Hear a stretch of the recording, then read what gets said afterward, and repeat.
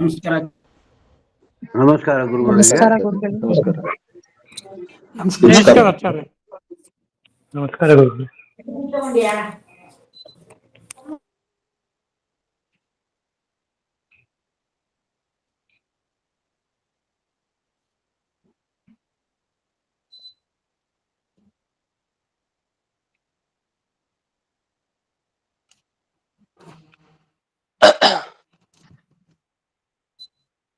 ಸುಮತಿಘ್ನೇಯಂ ಶುಭ್ರಕಾಜಂ ಸಖಾಜಂ ಸುಖಮಜಮನಪಾಜಂ ನಮಸ್ಕಾರ ಗುರುಗಳಿಗೆ.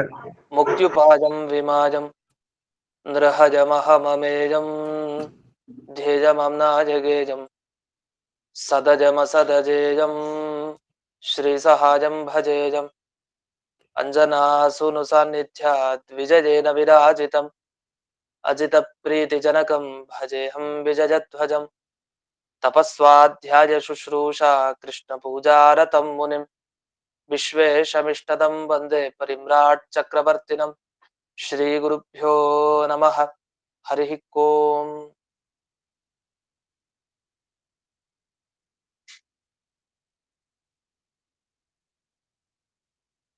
ಒಂದು ನಿಮಿಷ, ಬೇರೆ ಮೊಬೈಲ್ ಇಂದ ಜಾಯ್ನ್ ಆಗ್ತೀರಿ, ಅದು ವಿಡಿಯೋ ಬರ್ತಾ ಇಲ್ಲ ಅಂತ ಮೆಸೇಜ್ ಹಾಕ್ತಾ ಇದ್ದಾರೆ. ಬೇರೆ ಮೊಬೈಲ್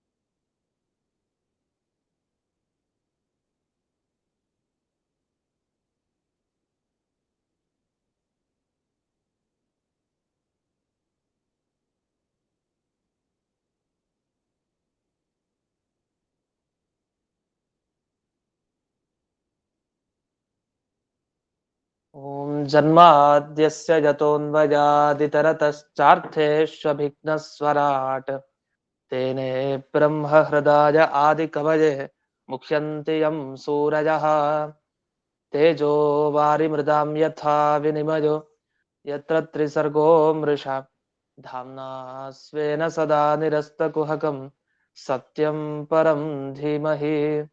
ಓಂ ಸ್ವಸ್ತ್ಯಸ್ತು ಸತಾಂ ಅಶೇಷ ಸನ್ಮಂಗಲಾನಿ ಭವಂತು. ಸಮ್ಯಕ್ ಶ್ಲೋಕೈಕ ಶ್ರವಣ ಪಠನ ಮಾತ್ರೇಣ ವಕ್ತುಶ್ಚ ಶ್ರೋತॄಣಾಂ ನಿಖಿಲ ಕಲಿಕೃತ ಕಲ್ಮಷ ಅಪನೋದನ ಪಡುತರೆ.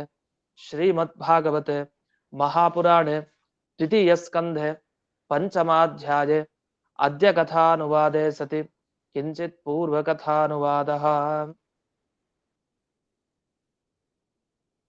ಇಲ್ಲಿವರೆಗೆ ಪ್ರತಿಯೊಂದು ಇಂದ್ರಿಯಗಳಿಗೆ ಹಾಗೆ ಪಂಚಭೂತಗಳಿಗೆ ಒಟ್ಟಿಗೆ ಸೇರಿ ಈ ಬ್ರಹ್ಮಾಂಡವನ್ನ ಸೃಷ್ಟಿ ಮಾಡುವಂತ ಶಕ್ತಿ ಇದೆಯಾ ಅಂತ ಪ್ರಶ್ನೆ ಮಾಡಿದ್ದಕ್ಕೆ, ಯಾವ ವಸ್ತುವಿಗೂ ಕೂಡ ದೇವರ ಸಹಾಯ ಇಲ್ಲದೆ, ದೇವರ ಆ ಶಕ್ತಿ ಪ್ರಚೋದನೆ ಇಲ್ಲದೆ ಯಾವ ವಸ್ತುನು ಎಷ್ಟು ಸೇರಿದ್ರೂ ಕೂಡ ಒಂದು ಪದಾರ್ಥನ ಸೃಷ್ಟಿ ಮಾಡ್ಲಿಕ್ಕೆ ಸಾಧ್ಯ ಇಲ್ಲ. ಒಂದು ಪದಾರ್ಥವನ್ನ ಸೃಷ್ಟಿ ಮಾಡೋದೇ ಕಷ್ಟ ಅಂದಮೇಲೆ ಈ ಸಮಗ್ರ ಬ್ರಹ್ಮಾಂಡ ಸೃಷ್ಟಿ ಮಾಡೋದು ಅನ್ನೋದು ಇದು ಅಸಾಧ್ಯವಾದ ಮಾತು ಅಂತ ಇದುವರೆಗೆ ಬಂತು. ಅದರಲ್ಲಿ ವಿಶೇಷವಾದ ವಿಚಾರನೂ ಕೂಡ ಬಂತು. ಆಚಾರ್ಯರ ವಿಶೇಷತೆ ನ ಉಭಯಂ ಅಲ್ಲ ನಹ ಭಯಂ ಅಂತ ಹೇಳಿದ್ರು. ಈ ಬ್ರಹ್ಮಾಂಡ ಭಯಕ್ಕೆ ಕಾರಣ ಅಂತೆ. ಯಾಕೆ ಜೀವರಿಗೆ ಈ ಬ್ರಹ್ಮಾಂಡದಿಂದ ಭಯ ಆಗ್ಬೇಕು ಅಂದ್ರೆ ಅದಕ್ಕೆ ಹೇಳ್ತಾರೆ, ಈ ಬ್ರಹ್ಮಾಂಡದ ಒಳಗಡೆ ತಾನೇ ಈ ಜನನ ಮರಣ ಎಲ್ಲ ಆಗೋದು. ಹುಟ್ಟು ಸಾವು. ಹುಟ್ಟೋದು ಹೆದರಿಕೆ ಆಗದೆ ಇರ್ಬೋದು, ಹುಟ್ಟುತ್ತಲ್ಲ ಮಗು ಅಂತ. ಆದ್ರೆ ಸಾಯ್ಬೇಕಾದ್ರೆ ಅದೇ ವ್ಯಕ್ತಿ ಆಗ ವಿಚಾರ, ಓ ಮರಣ ಅವನಿಗೆ ಅಂತ. ಹೀಗೆ ಹುಟ್ಟು ಸಾವುಗಳ ರೂಪವಾದ ಈ ಸಂಸಾರ ಇದು ಬ್ರಹ್ಮಾಂಡದ ಒಳಗಡೆನೆ ನಡೆಯೋದು. ಹಾಗಾಗಿ ಇದು ಜೀವರಿಗೆ ಭಯಕ್ಕೆ ಕಾರಣ ಆಗಿದೆ. ಹಾಗಾಗಿ ಇಂಥ ಬ್ರಹ್ಮಾಂಡದ ಸೃಷ್ಟಿಯನ್ನ ಪರಮಾತ್ಮ ತಾನು ಜೀವರ ಸಾಧನೆಗೋಸ್ಕರ ಅಂತಾನೆ ಅದನ್ನು ಮಾಡಿದ್ದು. ಅದು ಒಳ್ಳೇದೆ. ಇಲ್ಲಾಂದ್ರೆ ಬ್ರಹ್ಮಾಂಡ ಸೃಷ್ಟಿಯನ್ನೇ ಮಾಡದೆ ಇದ್ರೆ ಜೀವರಿಗೆ ಸೃಷ್ಟಿ ಅಂತಿಲ್ಲ. ಅಂದ್ರೆ ಅವರಿಗೆ ದೇಹ ಪ್ರಾಪ್ತಿ ಇಲ್ಲ, ದೇಹ ಸಿಗ್ತಾ ಇರ್ಲಿಲ್ಲ ಬ್ರಹ್ಮಾಂಡದ ಒಳಗಡೆ. ದೇಹ ಸಿಕ್ಲಿಲ್ಲ ಅಂದ್ರೆ ದೇಹದಿಂದ ಮಾಡೋ ಸಾಧನೆ ಆದ್ರೂ ಹೇಗ್ ಸಾಧ್ಯ? ಈ ಎಲ್ಲ ದೃಷ್ಟಿಗಳಿಂದ ಈ ಬ್ರಹ್ಮಾಂಡದ ಸೃಷ್ಟಿ ನಮಗೆ ಭಯಕ್ಕೆ ಕಾರಣ ಅನ್ನೋದಕ್ಕಿಂತ ಅಭಯಕ್ಕೆ ಕಾರಣ ಆಗಿದೆ. ಚೆನ್ನಾಗಿ ಇಟ್ಕೊಂಡ್ರೆ ಆ ಬ್ರಹ್ಮಾಂಡದ ಸೃಷ್ಟಿ ಏನಾಯ್ತು ಸರಿಯಾಗಿ ನಾವು ಸಾಧನೆ ಮಾಡಿದ್ರೆ ಅದೇ ನಮ್ಮ ಅಭಯಕ್ಕೆ ಕಾರಣ ಆಗತ್ತೆ. ಇಲ್ಲ ಅಂದ್ರೆ ಅದು ಭಯಕ್ಕೆ ಕಾರಣ ಈ ಬ್ರಹ್ಮಾಂಡ ಅಂತ. ಹೀಗೆ ಆ ಮಾತಿನ ಅರ್ಥವನ್ನ ತಿಳ್ಕೊಳ್ಬೇಕು. ಇಷ್ಟಾಗಿ ಬ್ರಹ್ಮಾಂಡದ ಹೊರಗಿನ ಸೃಷ್ಟಿಯ ಬಗ್ಗೆ ಮಾತಾಡಿ ಬ್ರಹ್ಮಾಂಡದ ಸೃಷ್ಟಿ ಅಂತ ಆಯ್ತು. ಇನ್ನು ಬ್ರಹ್ಮಾಂಡದ ಸೃಷ್ಟಿ ಅಂದ್ರೆ ಎಷ್ಟು ವರ್ಷ ಆಯ್ತು ಈ ಬ್ರಹ್ಮಾಂಡ ಸೃಷ್ಟಿ ಅಂತ. ಏನು ಅದೇನು ಒಂದು ನಿಮಿಷದಲ್ಲಿ ತಾನೇ ಸೃಷ್ಟಿ ಅಂತ. ಆದ್ರೆ ಅದು ಪಕ್ವಾವಸ್ಥೆಗೆ ಬರ್ಬೇಕಲ್ಲ, ಪೂರ್ಣ ಪಕ್ವಾವಸ್ಥೆಗೆ ಆ ಬ್ರಹ್ಮಾಂಡ ಬಂದ ಮೇಲೆ ಭಗವಂತ ಒಳಕ್ ಹೋಗಿ ಸೇರ್ಕೊಳ್ತಾನೆ.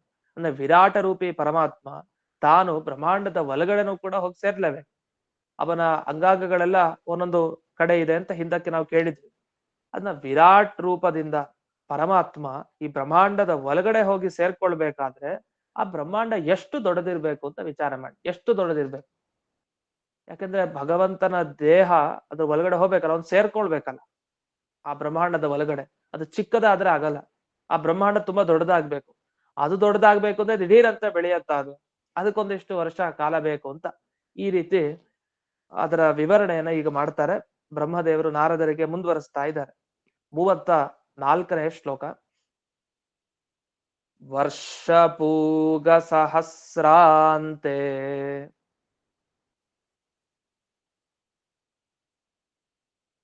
ತದಂಡ ಮುದಕೇಶಯಂ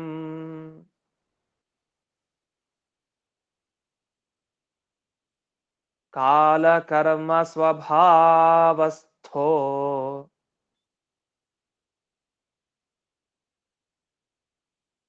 ಜೀವೋ ಜೀವಮಜೀಜನತ್.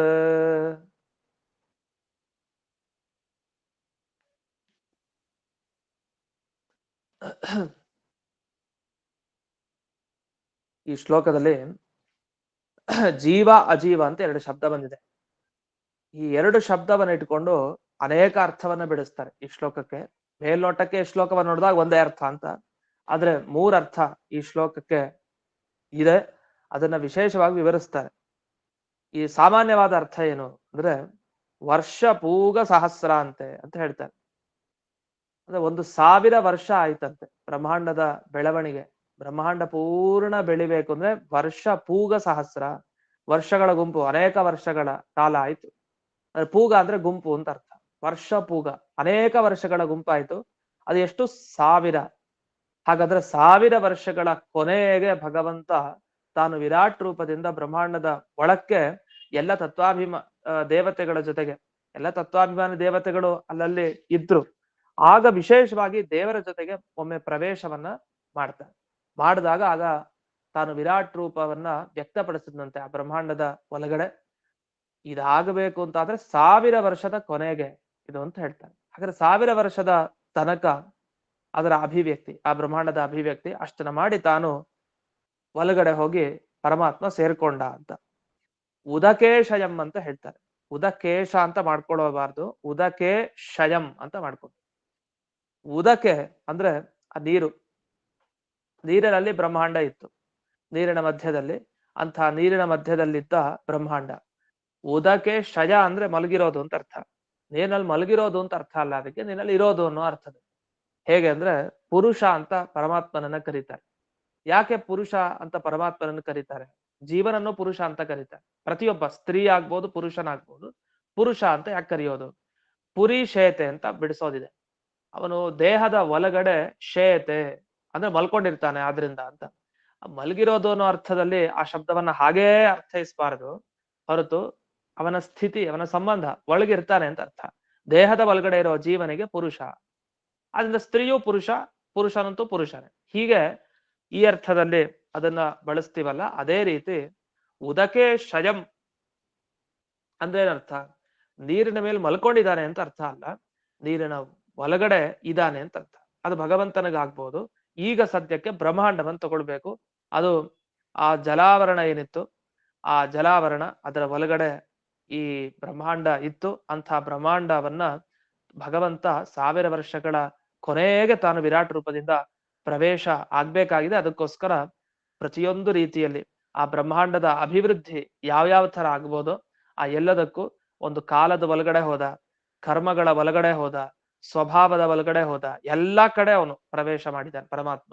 ಎಲ್ಲರ ಒಳಗಡೆ ಇದ್ದು ಈ ಸಮಗ್ರ ಬ್ರಹ್ಮಾಂಡದ ಅಭಿವೃದ್ಧಿಗೆ ತಾನು ಕಾರಣನಾಗಿದ್ದಾನೆ ಅನ್ನುವ ವಿವರಣೆ ಬಂತು. ಅದನ್ನ ಇಲ್ಲಿ ಕಾಲಕರ್ಮ ಸ್ವಭಾವಸ್ಥ, ಕಾಲದಲ್ಲಿದ್ದಾನೆ, ಕರ್ಮದಲ್ಲಿದ್ದಾನೆ, ಸ್ವಭಾವದಲ್ಲಿರ್ತಾನೆ. ಈ ಕಾಲಕರ್ಮ ಸ್ವಭಾವ ಅನ್ನೋ ಶಬ್ದ ನಮ್ಗೆ ಅನೇಕ ದಿವಸಗಳಿಂದ ಬರ್ತಾನೇ ಇದೆ. ಅದು ಈ ಶಬ್ದಕ್ಕೆ ಅರ್ಥ ಮೊದಲೇ ವಿವರಣೆ ಮಾಡಾಗಿದೆ. ಕಾಲ, ಕರ್ಮ ಅಂದ್ರೆ ಪುಣ್ಯ ಪಾಪಾದಿಗಳು, ಸ್ವಭಾವ ಅಂದ್ರೆ ಚೇತನ ಜೀವನ ಸ್ವಭಾವ. ಹೀಗೆ ಈ ಎಲ್ಲದರ ಒಳಗಡೆ ಇದ್ದು ಜೀವೋ ಜೀವಂ ಅಜೀಜನತ್, ಈ ಒಂದು ವಾಕ್ಯ ಇದೆಯಲ್ಲ, ಇದಕ್ಕೆ ಅನೇಕ ರೀತಿ ವಿವರಣೆ ಮಾಡಿದ್ದಾರೆ. ಜೀವ ಜೀವನನ್ನ ಹುಟ್ಟಿಸ್ದ ಅಂತ ಅರ್ಥ ಮೇಲ್ನೋಟಕ್ಕೆ ನೋಡಿದಾಗ.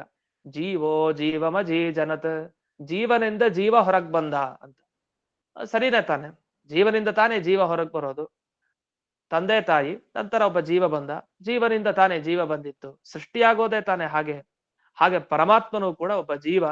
ಆ ಜೀವನಿಂದ ಜೀವ ಅಂದ್ರೆ ಇಡೀ ಪ್ರಾಣಿ ಸಂಕುಲ, ಸಮಗ್ರ ಈ ಬ್ರಹ್ಮಾಂಡದ ಒಳಗಡೆ ಇರುವಂತಹ ಯಾವುದೇ ಪ್ರಾಣಿಗಳಾಗ್ಲಿ ಜೀವರಾಗ್ಲಿ, ಆ ಜೀವರ ಗುಂಪು ಹೊರಗ್ ಬಂತು, ಸೃಷ್ಟಿ ಆಯ್ತು ಅಂತಾನೆ ಅರ್ಥ.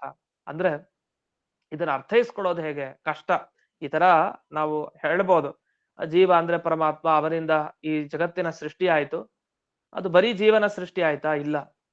ಅಜೀವ ಅಂದ್ರೆ ಜೀವ ಇಲ್ಲದೆ ಇರೋದು ಅಂದ್ರೆ ಜಡ ಪದಾರ್ಥಗಳ ಸೃಷ್ಟಿನೂ ಆಯ್ತು. ಅದು ಅದ್ರ ಬಗ್ಗೆ ಯಾಕೆ ಹೇಳಿಲ್ಲ ಇಲ್ಲಿ ಅಂತ ಎಲ್ಲ ಪ್ರಶ್ನೆಗಳಿಗೆ ಬರ್ಲಿಕ್ಕೆ ಅವಕಾಶ ಇದೆ. ಹಾಗಾದ್ರೆ ಈ ವಾಕ್ಯಕ್ಕೆ ಏನ್ ಅರ್ಥ ಮಾಡ್ಬೇಕು ಅಂದಾಗ, ಈ ಭಾಗವತದ ಪದ್ಯದಲ್ಲಿ ಓದ್ಬೇಕಾದ್ರೆ ಆಗ್ಲೇ ನಾನು ಹೇಳ್ಕೊಟ್ಟೆ, ಕಾಲ ಕರ್ಮ ಸ್ವಭಾವಸ್ಥೋ ಜೀವೋ ಜೀವಮಜೀಜನತ್. ಅಲ್ಲಿ ಜೀವೋ ಜೀವ ಅಂತ ಹಾಗೇ ಶಬ್ದ ಕೇಳ್ತಾ ಇದೆ. ಅದಲ್ಲಿ ಅಳ್ಳು ಹಾಕಿದ್ದಾರೆ, ಎಸ್ ಅಂತ ಮಾರ್ಕ್ ನಮಗೆ ನೋಡ್ಬೋದು. ಈ ಬ್ರಾಕೆಟ್ ನಲ್ಲಿ ಹಾಕಿದಾರಲ್ಲಿ, ಈ ಭಾಗವತದ PDF ಬುಕ್ ನಲ್ಲಿ ಹಾಕಿದ್ದಾರೆ. ಕಾಲ ಕರ್ಮ ಸ್ವಭಾವಸ್ಥೋ ಅಜೀವೋ ಅಜೀವಮಜೀಜನತ. ಅಲ್ಲಿ ಎರಡೂ ತರ ಇಟ್ಕೊಳ್ಬಹುದು, ಜೀವ ಅಜೀವ ಅಂತ ಎರಡೂ ತರ ಹೊಂದಾಣಿಕೆ ಆಗೋ ತರ ಭಾಗವತದ ಈ ಪದ್ಯ ಇದೆ. ಹಾಗಾಗಿ ಒಮ್ಮೆ ಅರ್ಥ ಮಾಡ್ಬೇಕಾದ್ರೆ ಮೊದಲಿಗೆ ಜೀವ ಅಜೀವಂ ತತ್ರ ಅಜೀಜನತೆ, ಭಗವಂತನಿಗೆ ಜೀವ ಅಂತ ಕರೀತಾರಂತೆ. ನಮ್ಗೆ ಭಗವಂತನನ್ನ ಜೀವ ಅಂದ ಕೂಡಲೇ ಹಿಂಸೆ ಆಗತ್ತೆ. ಏನಿದೆ ಭಗವಂತನಿಗೆ ಜೀವ ಅಂತ ಹೆಸರಿದೆಯಾ ಅಂತ. ಅವನು ಎಲ್ಲಾ ಹೆಸರು ಇದ್ಮೇಲೆ ಜೀವ ಅನ್ನೋ ಹೆಸರು ಇರ್ಲಿಕ್ಕೆ ಏನ್ ತೊಂದರೆ ಇಲ್ಲ. ಆದ್ರೂ ಅವನು ಜೀವ ಅಂತಂದ್ರೆ ನಮ್ ತರ ಆಗ್ಬಿಟ್ನಲ್ಲ ಅಂತ ಒಂದು ಸಾಮ್ಯ ಪ್ರತೀತಿ. ನಮ್ ತರನೇ ಆಗ್ಬಿಟ್ನಲ್ಲ ಭಗವಂತ, ನಮ್ಮ ಹೋಲಿಕೆ ಬಂತಲ್ಲ, ಅವನು ಒಬ್ಬ ಜೀವ ನಾವು ಒಬ್ಬ ಜೀವ. ಇಲ್ಲ, ಅವನು ಜೀವ ಅಲ್ಲ, ನಾವು ಜೀವರು ಅಂತ ಹೇಳೋದಿದೆ. ಅದಕ್ಕೆ ಹಾಗಿತ್ತು ಅಂದ್ರೆ ಹೀಗೆ ಅರ್ಥ ಮಾಡ್ಕೊಳ್ಳಿ ಅಂತ ಅದಕ್ಕೆ ಒಂದು ವಿವರಣೆ ಕೊಟ್ರು. ಮೊದಲಿಗೆ ಅಜೀವ ಅಂತ ಮೊದಲನೇ ಪಕ್ಷದಲ್ಲಿ ಇಟ್ಕೊಳ್ಳಿ. ಅಜೀವ ಅಂದ್ರೆ ಜೀವ ಆಗದೆ ಇರುವಂತ ಜೀವ ಅಂದ್ರೆ ಯಾರು ಸಂಸಾರಕ್ಕೆ ಬರ್ತಾರಲ್ಲ ಅಂಥವ್ರಿಗೆ ಜೀವ ಅಂತ ಕರೀತಾರೆ. ಸಂಸಾರದಲ್ಲಿ ಯಾರು ಇರೋದಿಲ್ಲ ಅಂಥವನಿಗೆ ಅಜೀವ ಅಂತ ಕರೀತಾರೆ. ಹಾಗಾದ್ರೆ ಸಂಸಾರದಲ್ಲಿ ಇಲ್ದೇ ಇರೋನು, ಮುಕ್ತಿಯಲ್ಲಿರೋನು ಯಾರು? ಪರಮಾತ್ಮ. ಅಂತಹ ಪರಮಾತ್ಮನಿಗೆ ಅಜೀವ ಅಂತ ಕರೀತಾರೆ. ಇಂಥ ಅಜೀವ ಯಾವ ಪರಮಾತ್ಮನಿದ್ದಾನೆ ಅವನು ಅಜೀವಂ ಅಜೀಜನತ್. ಅಜೀವಂ ಅಂದ್ರೆ ಏನರ್ಥ? ಜೀವನಾಗದೇ ಇರುವಂತಹ ತನ್ನನ್ನೇ ತಾನು ಸೃಷ್ಟಿ ಮಾಡಿಕೊಂಡ ಅಂತ ಅರ್ಥ. ಇದು ಹೊಸ ಅರ್ಥ ತೆಗೆದ್ರು. ಈಗ ಯಾವುದೇ ಬ್ರಹ್ಮಾಂಡದ ಬಗ್ಗೆ ಆಗ್ಲಿ, ಅಲ್ಲಿರೋ ಜೀವನ ಸೃಷ್ಟಿ ಮಾಡೋದು, ಇದು ಯಾವುದನ್ನು ಹೇಳಿಲ್ಲ. ಅಜೀವನಾದ ತಾನು ಅಜೀವನಾದ ತನ್ನನ್ನೇ ಹೊರಕ್ಕೆ ವ್ಯಕ್ತಗೊಳಿಸಿದ, ಹೊರಗ್ ಬಂದ ಅಂತ ಅರ್ಥ. ಹುಟ್ಟಿಸಿದ ಅಂತ ಅರ್ಥ ಮಾಡೋಂಗಿಲ್ಲ, ಯಾಕೆ ಪರಮಾತ್ಮನಿಗೆ ಶರೀರ ಪ್ರಾಪ್ತಿ ಅಂತಿಲ್ಲ. ಭಗವಂತನ ಸೃಷ್ಟಿಗೆ ಒಂದು ಹೆಸರಿದೆ, ಶುದ್ಧ ಸೃಷ್ಟಿ ಅಂತ ಕರೀತಾರೆ. ದೇವರ ಸೃಷ್ಟಿಗೆ 4 ತರ ಸೃಷ್ಟಿಗಳಿದೆ. ಈ ಶುದ್ಧ ಸೃಷ್ಟಿ ಒಂದು ಅದರಲ್ಲಿ. ಈ ಶುದ್ಧ ಸೃಷ್ಟಿ ಅಂದ್ರೆ ಏನು? ಭಗವಂತ ತಾನು ತನ್ನ ಮೂಲ ರೂಪದಿಂದ ಹೊರಗ್ ಬರ್ತಾನೆ. ನಾರಾಯಣ ಮೂಲ ರೂಪ ಇದೆ. ನಾರಾಯಣ ಏನು ಮೂಲ ರೂಪ ಇದೆ, ಅದರಿಂದ ವಾಸುದೇವ, ಸಂಕರ್ಷಣ, ಪ್ರದ್ಯುಮ್ನ ಹೀಗೆ ಒಂದೊಂದೇ ರೂಪಗಳು ಬರ್ತಾ ಹೋಗುತ್ತೆ, ಅಭಿವ್ಯಕ್ತಿ ಆಗ್ತಾ ಹೋಗುತ್ತೆ. ಆದ್ರೆ ಒಂದು ಚೂರುನು ವಿಕಾರ ಇರೋದಿಲ್ಲ. ಈಗ ನಾರಾಯಣನಿಂದ ಬಂದ ಒಂದು 3 ಭಗವಂತನ ರೂಪಗಳು ಬಂತಲ್ಲ, ಈ ಒಂದೊಂದೇ ಬಂದಾಗ ಕ್ರಮವಾಗಿ ಆ ಭಗವಂತನ ರೂಪಗಳಲ್ಲಿ ಯಾವುದೇ ತರ ಗುಣದಲ್ಲಿ ವ್ಯತ್ಯಾಸ ಇಲ್ಲ. ಏನೋ ನಾರಾಯಣನಿಗಿಂತ ಸ್ವಲ್ಪ ಗುಣ ಕಡಿಮೆ, ಅಥವಾ ನಾರಾಯಣ ಕೃಷ್ಣನಾಗಿ ಬಂದ, ಕೃಷ್ಣನಾಗಿ ಅವತಾರ ಮಾಡಿದಾಗ ಕೃಷ್ಣನಿಗೆ ಸ್ವಲ್ಪ ಶಕ್ತಿ ಕಡಿಮೆ ನಾರಾಯಣನಿಗಿಂತ, ಹೀಗೆಲ್ಲ ಇಲ್ಲ. ಚೂರು ವಿಕಾರನೂ ಆಗಲ್ಲ. ಹಾಗೆ ಲೀಲೆಯ ಆಟದ ರೀತಿ ಇದು. ತಾನೇ ಒಂದೇ ತನ್ನ ದೇಹದಿಂದ ಅನೇಕ ದೇಹಗಳನ್ನ ತಾನೇ ಹೊರಗೆ ತಗೊಂಡು ಬರ್ತಾ ಹೋಗ್ತಾನೆ. ಇದು ಹೇಗೆಂದ್ರೆ ದೀಪದಿಂದ ದೀಪ ಹಚ್ಚಿದ ಹಾಗೆ, ದೀಪದಿಂದ ಒಂದು ದೀಪ ಹಚ್ತೀವಿ, ಅದೇ ದೀಪ ತಗೊಂಡು ಇನ್ನೊಂದು ದೀಪ, ಹೀಗೆ ಒಂದೇ ದೀಪ ಅನೇಕ ದೀಪಗಳನ್ನ ಹೇಗೆ ಸೃಷ್ಟಿ ಮಾಡ್ಕೊಂಡು ಹೋಗುತ್ತೋ ಅದೇ ತರ ದೇವರ ಒಂದೇ ರೂಪ, ಮೂಲ ರೂಪ ಅನೇಕ ರೂಪಗಳನ್ನ ಹೊರಗೆ ತರ್ತಾ ಇರುತ್ತೆ. ಅದರಿಂದ ಅಜೀವಂ ಅಜೀಜನ್, ಅಂದ್ರೆ ಜೀವನಾಗದೆ ಇರೋ ಪರಮಾತ್ಮ ಜೀವನಾಗದೆ ಇರೋ ತನ್ನನ್ನೇ ಹೊರಕ್ಕೆ ತಂದ. ಇಲ್ಲಿ ವಾಸುದೇವ, ಸಂಕರ್ಷಣ, ಪ್ರದ್ಯುಮ್ನರ ಅವಶ್ಯಕತೆ ಇಲ್ಲ. ಈಗ ಯಾರ ಬಗ್ಗೆ ಹೇಳ್ತಾರೆ? ವಿರಾಟ್ ರೂಪದ ಬಗ್ಗೆ ಹೇಳ್ತಾ ಇದ್ದಾರೆ. ತಾನು ಯಾವ ಮೂಲ ರೂಪದಲ್ಲಿದ್ದ ಅವನೇ ಬ್ರಹ್ಮಾಂಡದ ಒಳಗಡೆ ತನ್ನನ್ನ ವಿರಾಟ್ ರೂಪದಿಂದ ಪ್ರಕಟ ಮಾಡಿಕೊಂಡ ಅಂತ ಅರ್ಥ. ಹೀಗೆ ಅಜೀವನಾದ ತಾನು ಅಜೀವನಾದ ತನ್ನನ್ನೇ ಬ್ರಹ್ಮಾಂಡದ ಒಳಗಡೆ ಸೃಷ್ಟಿಸ್ಕೊಂಡ ಅಂತ ಈ ಅರ್ಥವನ್ನ ಮಾಡೋದಿದೆ.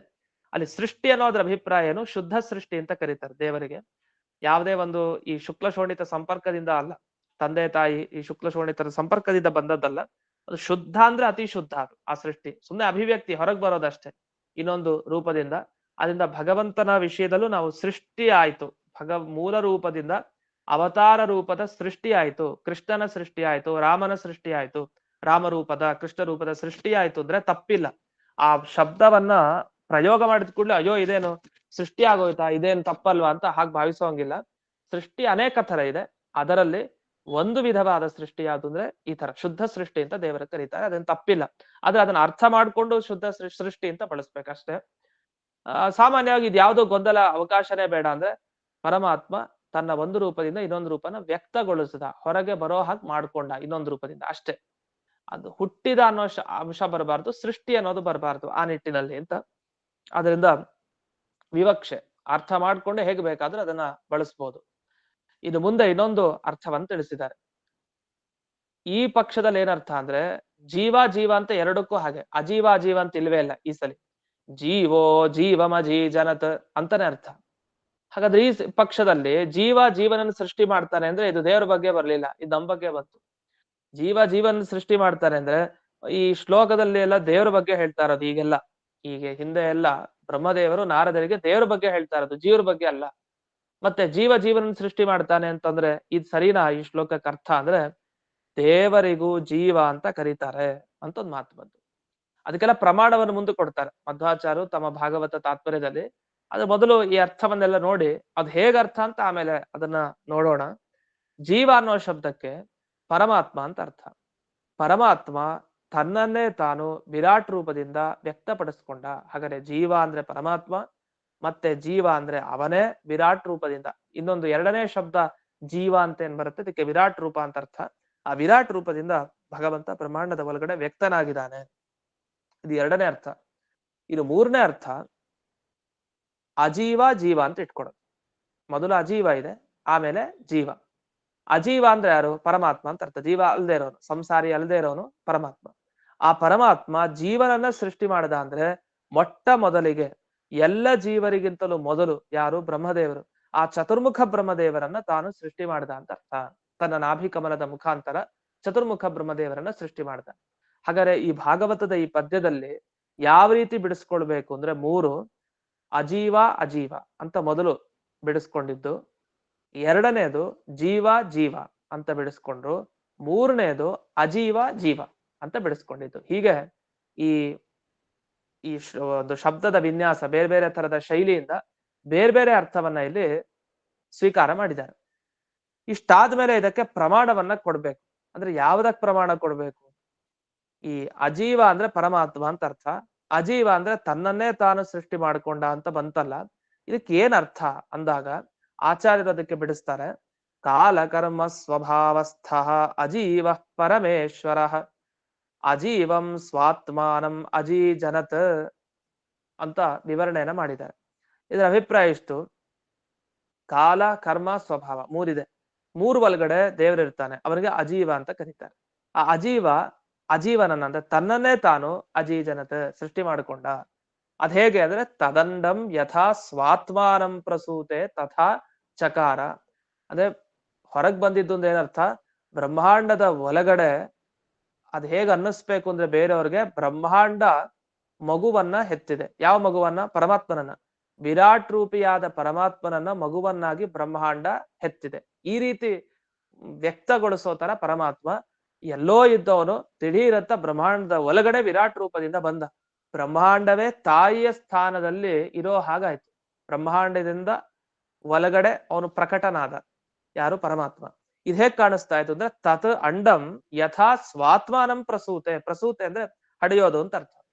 ಇಲ್ಲಿ ತದ್ ಅಂಡಂ ಅಂದ್ರೆ ಬ್ರಹ್ಮಾಂಡವು ತನ್ನನ್ನೇ, ಪರಮಾತ್ಮನನ್ನೇ ಹೊರಕ್ಕೆ ತರೋ ರೀತಿಯಲ್ಲಿ ತಾನೇ ಮಾಡ್ಕೊಂಡ. ಅಂದ್ರೆ ಏನರ್ಥ? ಬ್ರಹ್ಮಾಂಡದ ಒಳಗಡೆ ಬಂದ ಅಂತ ಅರ್ಥ ವಿರಾಟ್ ರೂಪದಿಂದ. ಇನ್ನು ಅಜೀವ ಅನ್ನೋ ಶಬ್ದಕ್ಕೆ, ಜೀವ ಅನ್ನೋ ಶಬ್ದಕ್ಕೆ ಇನ್ನು ಸ್ವರಸವಾದ ಅರ್ಥ ಇದೆ. ಜೀವ ಅಂದ್ರೆ ಯಾರು ಅಂತ ಬಂತು, ಪರಮಾತ್ಮ ಅಂತ ಅರ್ಥ ಬಂತು. ಯಾಕೆ ಪರಮಾತ್ಮನಿಗೆ ಜೀವ ಅಂತ ಕರೀತಾರೆ?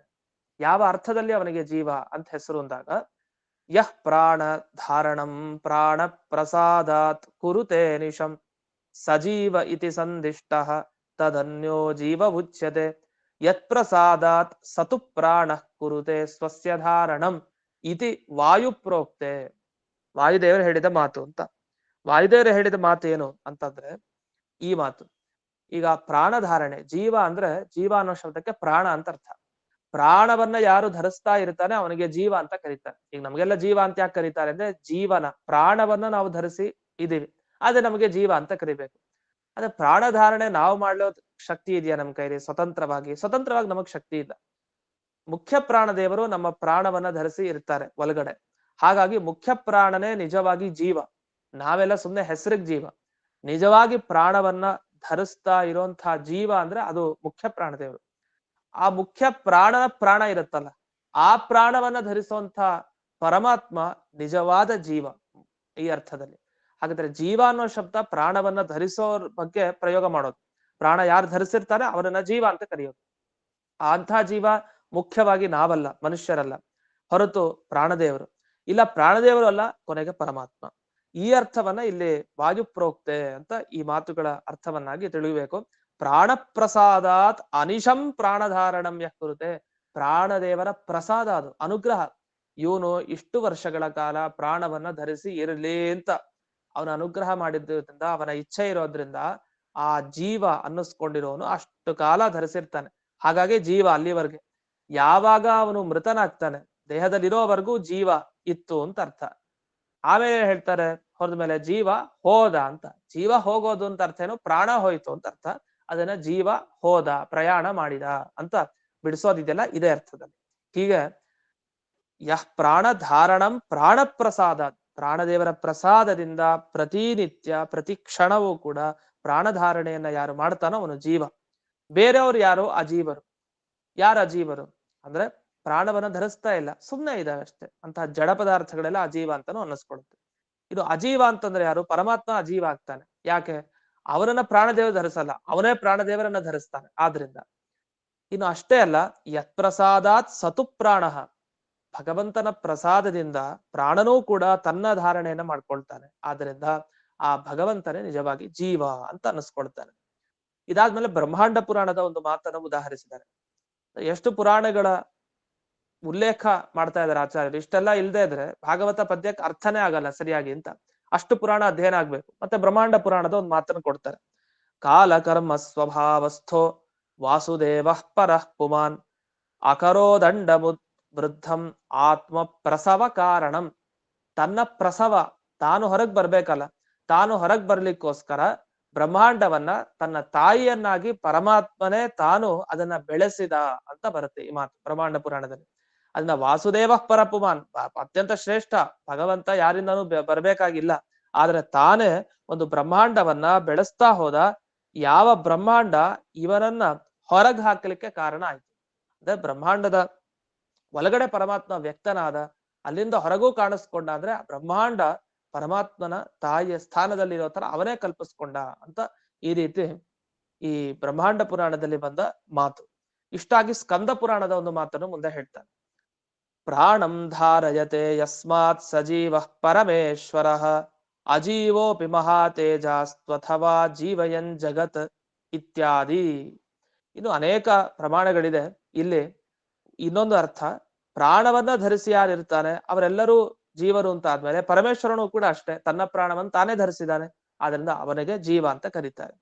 ಇನ್ನು ವಸ್ತುತಃ ಅವನು ಅಜೀವ ಅಂದ್ರೆ ಸಂಸಾರಿ ಜೀವರ ತರ ಅಲ್ಲ, ಆದರೂ ಮಹಾ ತೇಜಾಹ ಅತ್ಯಂತ ತೇಜಸ್ವಿ ಪರಮಾತ್ಮ, ಹಾಗಾಗಿ ಜೀವ ಅಂತ ಅವನನ್ನು ಕರಿಬಹುದು. ಅತ್ಯಂತ ತೇಜಸ್ವಿ ಆದವನನ್ನ ಜೀವ ಅಂತ ಕರೀತಾರೆ. ಅಥವಾ ಇಡೀ ಜಗತ್ತನ್ನ ಬದುಕೋ ಹಾಗೆ ಮಾಡ್ತಾನಲ್ಲ, ಜೀವನ ಕೊಡ್ತಾ ಇದ್ದಾನೆ, ಆದ್ರಿಂದ ಅವನು ಜೀವ. ಅವನನ್ನ ನೋಡ್ಕೊಳ್ಳೋರು ಯಾರು ಇಲ್ಲ, ಅವನ ಜೀವನ ಕಾರಣ ಯಾರು ಇಲ್ಲ, ಆದ್ರೆ ಅವನು ಇನ್ನೊಬ್ಬರ ಜೀವನಕ್ಕೆ ಕಾರಣ ಆದ್ರಿಂದ ಅವನಿಗೆ ಜೀವ ಅಂತ ಕರೆಯೋದು ಇದೆ.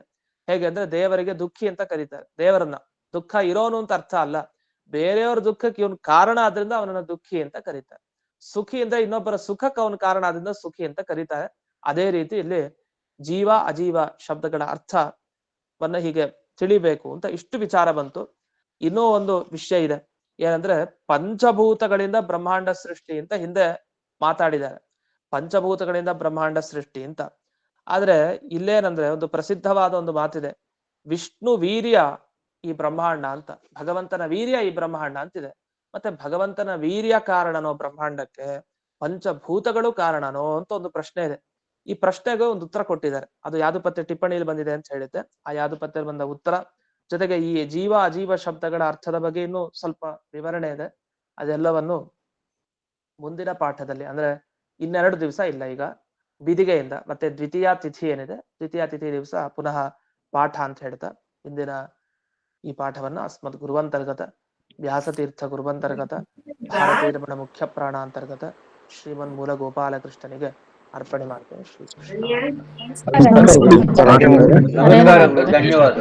ಧನ್ಯವಾದಗಳು ಗುರುಗಳೇ. ನಮಸ್ಕಾರ ಆಚಾರ್ಯ. ಅನಂತ ಧನ್ಯವಾದಗಳು ನಮಸ್ಕಾರ ಆಚಾರ್ಯ. ಆಚಾರ್ಯರಿಗೆ. ಗುರುಗಳೇ.